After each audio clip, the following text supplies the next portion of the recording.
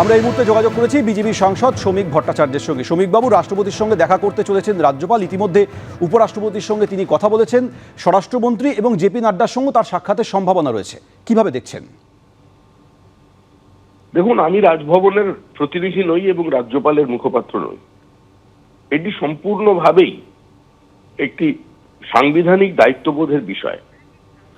পশ্চিমবঙ্গে সাংবিধানিক পরিকাঠামো ভেঙে পড়েছে, এটা আমরা মনে করি, এবং সংবিধানের ভাষায় total breakdown of constitutional machinery বলতে যা বোঝায় সেটা এখন পশ্চিমবঙ্গে আছে। তা সেখানে সংবিধানের কাস্টোডিয়ান হিসাবে, যার নামে রাজ্য পরিচালিত হয়, যার স্বাক্ষরে পশ্চিমবঙ্গ বিধানসভায় গৃহীত আইন লাগু হয়, সেই রাজ্যপাল রাষ্ট্রপতির কাছে গেছেন, গৃহমন্ত্রীর কাছে গেছেন বা যাচ্ছেন, এটা সংবাদ মাধ্যমে আসছে। তো সেখানে তিনি কি বলবেন সম্পূর্ণ সেটা তিনি জানেন। আমরা নীতিগতভাবে, আমি আবার বলছি, নীতিগতভাবে বিজেপি কোনো নির্বাচিত সরকারকে 356 দ্বারা প্রয়োগ করে ফেলে দেওয়ার বিপক্ষে। কিন্তু তৃণমূল কংগ্রেস, এই কংগ্রেসের গর্ভ থেকে জন্ম নেওয়া রাজনৈতিক দল, যাদের ডিএনএ এক, যাদের নাম এক, কংগ্রেস শব্দটা মমতা বন্দ্যোপাধ্যায় প্রবল জনপ্রিয়তা পাওয়ার পরেও তিনি কিন্তু সরিয়ে দিতে পারেননি, কংগ্রেসটা ধরে রাখতে হয়েছে। তো স্বাভাবিকভাবেই তাদের চিন্তা ভাবনার কথা তারা আজকে তাদের মুখপাত্র জাগো বাংলায় লিখে ফেলেছে যে রাষ্ট্রপতি শাসন জারি হতে পারে। এখন যিনি এই পত্রিকাটি চালান, কুণাল ঘোষ, তাদের দলের অফিসিয়াল স্পোক্সপারসন, তিনি রাজনীতিটা বহু কাছ থেকে দেখছেন, আজ থেকে নয়, দীর্ঘদিন ধরে সাংবাদিকতা করছেন, এবং এই সরকারের সীমাহীন অত্যাচার তার উপরে হয়েছিল, তার কণ্ঠস্বরকে এই সরকারই বাজেয়াপ্ত করেছিল। তিনি দলের ভিতরটা বোঝেন, চেনেন, এবং দলের বাইরে এই মুহূর্তে জনরোষ কোন জায়গায় আছড়ে পড়ছে সেটাও তিনি বোঝেন। তিনি সামগ্রিকভাবে তার বিচার বুদ্ধিতে হয়তো মনে হয়েছে যে এখানে 356 ধারা লাগু করা ছাড়া অন্য কোনো পথ খোলা নেই। কিন্তু বিজেপি পিছনের দরজা দিয়ে ক্ষমতায় আসার বা সরকারকে ফেলে দেবার পক্ষে নয়। এটা আমাদের নীতিগত অবস্থান। তো সুতরাং সেই জায়গায় আমরা স্থির আছি। এবার রাজ্যপালের বিষয়, তবে রাজ্যপালের কাছে আমাদের কতগুলো প্রশ্ন আছে এবং সমাজের কাছে কতগুলো প্রশ্ন আছে। দেখুন, একজন রাজ্যের রাজ্যপাল যদি প্রকাশ্যে বিবৃতি দেন যে এই রাজ্য পুলিশের উপরে আমার কোনো আস্থা নেই, আমার সিআইএফ এর প্রোটেকশন দরকার, বিধানসভার স্পিকার যদি বলেন রাজ্যপালকে বিধানসভায় আসতে গেলে তার অনুমতি নিয়ে আসতে হবে, যদি বিশ্ববিদ্যালয়ের উপাচার্য বলেন যে সরকার চায় না আমি আপনার সঙ্গে দেখা করি, সেজন্য আপনি এখানে কোনো ওয়েলকাম গেস্ট নন, যেখানে মানবাধিকার কমিশন এসে 5 বেঞ্চের সামনে দাঁড়িয়ে বলে যে এখানে আইনের শাসন নেই, শাসকের আইন আছে, এবং তারপরেও সেখানে হাইকোর্ট কোনো মন্তব্য করে না, যেখানে মহামান্য বিচারপতি হাইকোর্টে তার কক্ষের মধ্যে শারীরিকভাবে নিগৃহীত হন, বিচারপতিদের বাড়িতে গিয়ে পোস্টার লাগানো হয়, যেখানে সাংবাদিকদের নিগৃহীত করা হয়, আপনার চ্যানেলের সাংবাদিকের ক্যামেরা ভেঙে দেওয়া হয়, সাংবাদিকদের হাত পা ভেঙে হসপিটালে ভর্তি করে দেওয়া হয়, তো গণতন্ত্রের প্রত্যেকটা স্তম্ভ যেখানে ধ্বংস হয়ে গেছে, এবং যে সরকার আজকে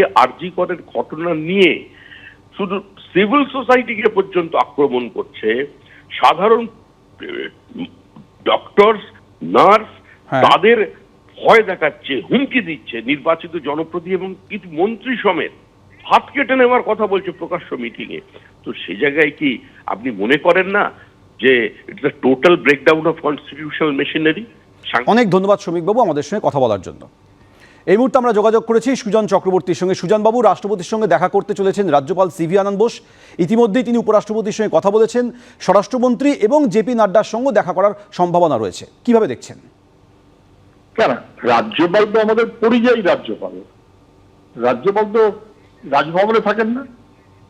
পশ্চিমবাংলার ব্যাপারে খোঁজখবর রাখা এবং ওনার যে কনস্টিটিউশনাল দায়িত্ব সেটা তো উনি পালন করেন না। উনি তো পরিযায়ী রাজ্যপাল। দিল্লিতে চলেছেন, ফিরে এসেই কেরালায় চললেন, ফিরে এসেই হেমন্ত বিশ্ব শর্মার সঙ্গে আসামে গিয়ে দেখা করলেন, আবার এখন এই কদিন আগে গিয়ে উপরাষ্ট্রপতির সঙ্গে কি সব কথাবার্তা বলে আসলেন। কি বলছেন কেউ জানে না, কিন্তু নোবডি নোজ। একটা অযোগ্য অপদার্থ রাজ্যপাল বলতে যা বোঝায় তাই। তো উনি আবার এখন দিল্লি যাবেন, সম্ভবত অমিত শাহর সঙ্গে দেখা করবেন, হয়তো রাষ্ট্রপতির সঙ্গে দেখা করবেন, হয়তো আরো কারোর সঙ্গে দেখা করবেন, এইটা বলবেন যে আমি অযোগ্য এবং আমি অপদার্থ, কিন্তু আমাকে ভাই রাজ্যপাল রেখো, কোন একটা পোস্টে রেখো। ওকে নিয়ে কোনো ভরসা বাংলার মানুষের কিন্তু নেই। পশ্চিমবাংলার হাল অত্যন্ত খারাপ। উনি সেই ব্যাপারে খোঁজ রাখেন কিনা, রিপোর্ট পাঠান কিনা আমি জানি না। কিন্তু আবার একই রকম ভাবে অন্যান্য অনেক রাজ্য খুবই খারাপ অবস্থাতে আছে, উত্তরপ্রদেশের মতন, ত্রিপুরার মতন। পশ্চিমবাংলাতে যেমন আইনের শাসন নেই, ত্রিপুরাতেও তেমন আইনের শাসন নেই। সারা দেশ একটা খুব বিপজ্জনক জায়গা দিকে পৌঁছচ্ছে, সেটা দিল্লির সরকার তার প্রশ্রয় দিচ্ছে বলেই মনে হয়। ত্রিপুরাতেও প্রশ্রয় দিচ্ছে, পশ্চিমবাংলাতেও প্রশ্রয় দিচ্ছে। তবে পশ্চিমবাংলায় আইনের শাসন যে নেই, এ কথা তো আমরা বহুদিন ধরে বলে যাচ্ছি যে শাসকের আইন। অন্যরাও বলছেন, শুধু আমরা না। এই সাম্প্রতিক ঘটনাতেও আপনি দেখতে পাচ্ছেন যেভাবে সিভিল সোসাইটিকে চোখ লাগানো হচ্ছে, যেভাবে একটা এরকম নৃশংস ঘটনাকে ধামাচাপা দেবার প্রচেষ্টা সরকারের বিভিন্ন স্তর থেকে এবং উচ্চতম মহল থেকে পর্যন্ত হচ্ছে। নিন্দার তো কোনো ভাষা নেই, কিন্তু তার মানে এটা নয় যে রাজ্যপাল ঘুরে ঘুরে বেড়াবেন, পরিযায়ী শ্রমিক হয়ে বেড়াবেন, পরিযায়ী রাজ্যপাল হয়ে বেড়াবেন, হেমন্ত বিশ্ব শর্মার পরামর্শ নিয়ে দিল্লিতে যাবেন। উনি কেন যাচ্ছেন উনি জানেন। আমার মনে হয় না তাদের খুব আগ্রহ বাংলার মানুষের আছে। অনেক ধন্যবাদ সুজনবাবু আমাদের সঙ্গে কথা বলার জন্য। এই মুহূর্তে তৃণমূলের রাজ্য সহসভাপতি জয়প্রকাশ মজুমদার আমাদের সঙ্গে রয়েছেন। জয়প্রকাশ বাবু, রাষ্ট্রপতির সঙ্গে আজ দেখা করতে চলেছেন রাজ্যপাল। ইতিমধ্যে উপরাষ্ট্রপতির সঙ্গে তার কথা হয়েছে, স্বরাষ্ট্রমন্ত্রী এবং জেপি নাড্ডার সঙ্গেও তার দেখা করার সম্ভাবনা রয়েছে। এই প্রেক্ষিতে বিরোধীরা বলছেন যে রাজ্যে আইন শৃঙ্খলা পরিস্থিতি যে সম্পূর্ণ নষ্ট হয়ে গেছে, এটা নিয়ে কোনো সন্দেহ নেই। তৃণমূল আশঙ্কা করছে ৩৫৬ ধারা জারি করা হতে পারে। এই আবহের রাজ্যপাল কি ভাবনা চিন্তা করছেন সেটা সম্পূর্ণ তার সাংবিধানিক বিষয়। কি বলবেন? না, আমরা আগেও বলেছি, এখনো বলছি, একটা গভীর ষড়যন্ত্র চলছে। একটা খুব দুঃখজনক ঘটনা ঘটেছে এবং সেটা একটা ব্যতিক্রমী ঘটনা। যেভাবে নির্ভয়া হয়েছিল, যেভাবে হাতরাস বা অন্য অন্য জায়গায়, কিন্তু পশ্চিমবঙ্গে হলে তার জন্য বিজেপি উঠে পড়ে লাগে, একটা ষড়যন্ত্র করে, নির্বাচনে জিততে পারে না।